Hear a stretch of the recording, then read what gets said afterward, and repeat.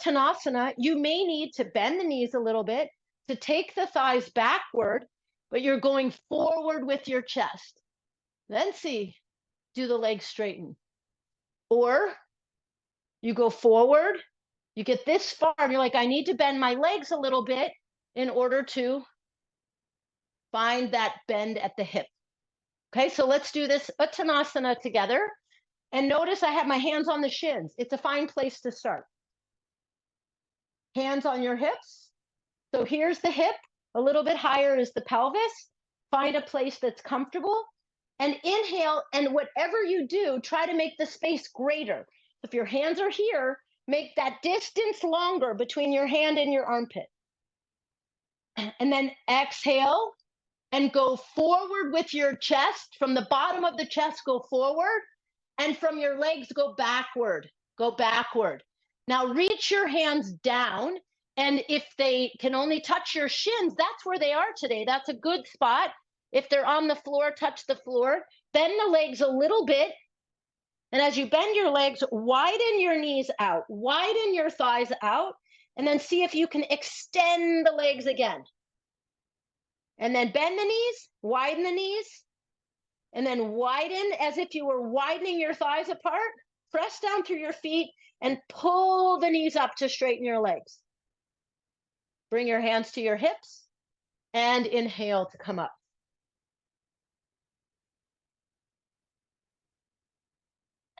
Very good. Okay, now the way we just did that Uttanasana is quite active. And I want you to just try something today. So you can have your legs wide apart, swing your arm upward, and with the right hand, hold the left elbow. With the left hand, hold the right elbow. And now holding the elbows, pull your elbows upward. Lift and stretch your abdomen. Lengthen the whole body. And as you exhale, go forward, pull forward. So if you're pregnant, you're not going forward in this way. You can come halfway and you're going this way. After you pull up and go, you are pulling half your arm forward. With the grip of your elbows, you pull the arms forward until you get all the way down. Now that's a different sense.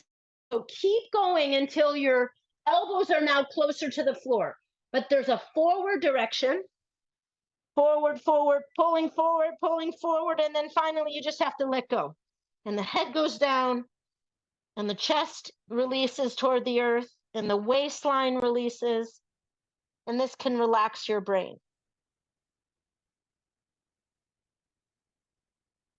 Okay, and then inhale, pull yourself forward to come all the way up. And release your arms. Okay, now we're ready to sit back down. So go ahead and sit on the floor, and you sit, take your legs apart.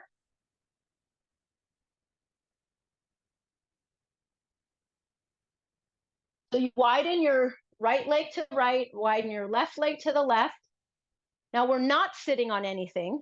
So you can come off of any seat you're on, because the beginning seat was so that we could learn this direction, right? Now you're going to do more of that with a little more effort. So you're going to take your hands, release any catch at the back of your leg, and now bring your hands to the floor. So you open up your palms, push down your hands down to the floor, and pull your toes backward. And then don't do it.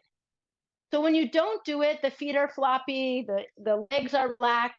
And then when you do it, you press the hands down, palms down, and pull the toes toward you. Grip the knees and thighs.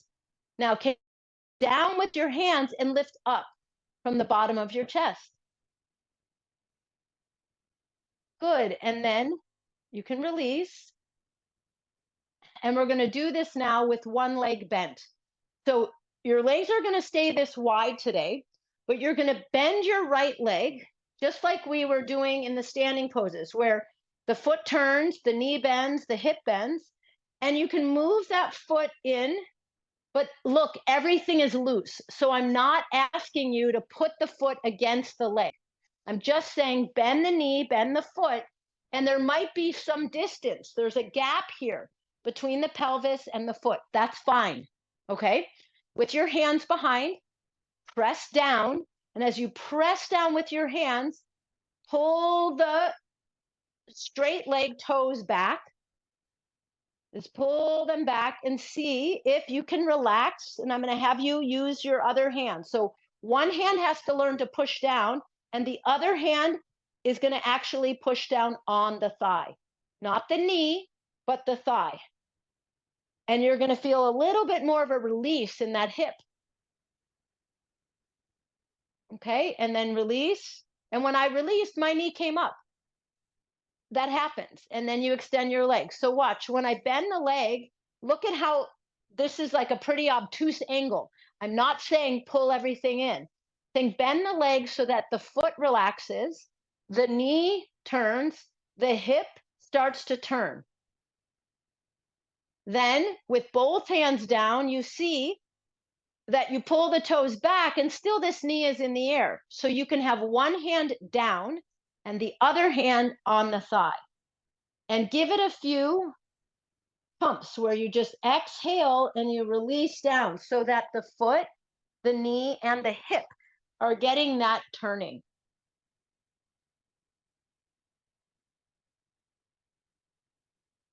Good. And release and straighten the leg. Now, bring the legs a little closer together. They could be all the way together or part way, and bend the right leg again. And please be aware, I'm not asking you to make this tight or to push the foot against the leg.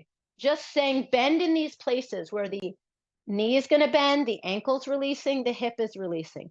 Now with both hands at your side, press down with the hands and see if you can widen that right knee, widen that right thigh to the right so that the leg begins to go down. The top of the thigh begins to go down. Now pull those other toes back. Pull those left toes back. Good. Now can you stretch your arms up and do all of that? Good. And then hands down and join the legs. Bend the leg. Press down through both hands. Pull the right toes back. And now extend the arms up. Reach your arms up. Go a little longer. Extend yourself. That's it. Hands down and join the legs. Good. Bend both legs. Straighten both legs. Exactly what I'm showing is what I want you to do is don't get fussy about the beginning and end so much right now. Just say, I'm letting the legs turn, the feet turn, the knees turn, and then I'm bending them in and going out, and going in and going out, going in, going out. Might feel stiff today. You might have to walk them in, right? And you might have to slide them out. Or you might start to feel like, oh, they're actually able to go in one motion. And that takes time, but it's worth seeing that that's possible. Okay, and now from this position, this what is called a Baddha Konasana or bound angle pose, you're going to lie down on your back. So in order to do that, feet in, knees wide, and I'm going to slide first the buttock a little closer to the heels, and then I lay back and I kind of walk back onto the elbows, right? And then I walk back until I can lower the back down and allow the arms to open to the side. So adjust your arms now so that you tuck your the flesh here at your outer shoulder blades. Tuck it in a little bit so there's a like compactness in the outer shoulder, but then let the inside of your shoulder blade, the muscles closest to your spine, they can actually be moving in two directions where you get that tuck in but your spine can remain, in a sense, light inside the body, and the flesh on your back can widen a little away from the spine, resting your head so that you're on the center of your skull. See that you're not letting your tilt from side to side, but keep it directly in the middle. Now, we won't be here much longer with the legs like this, but start to feel how this is a nice setup for the widening of the pelvic area, the widening of the abdominal area. And then you can just slide your right leg out along the floor and slide your left leg out along the floor. And you'll just find yourself now, leg straight, and straight, not meaning stiff, but just extended is a better word, and let loose.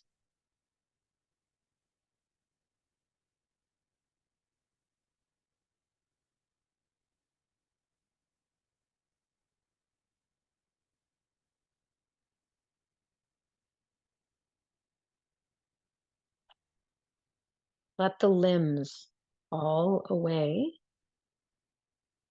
in a sense that they're not gripping toward the trunk. Now they're just releasing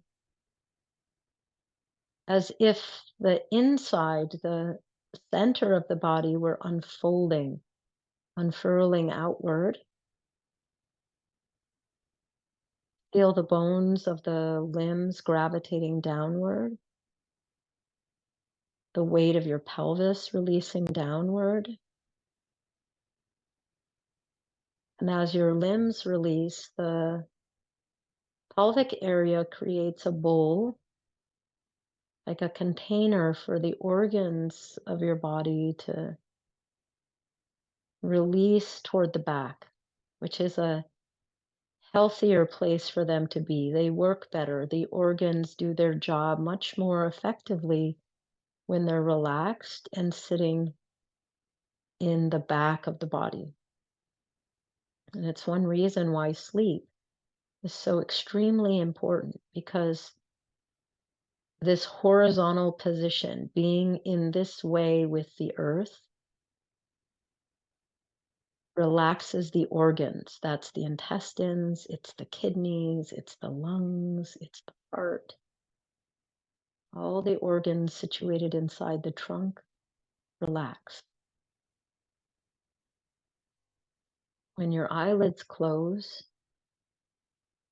your eyes are protected from all of the outward focus, the images in the world, the things that can be both exciting and disturbing. When we close our eyes at the end of the day, we restore ourselves to our most optimal balance. It's just one way to start to feel good, to restore ourselves so that everything is sitting back and closer to the earth,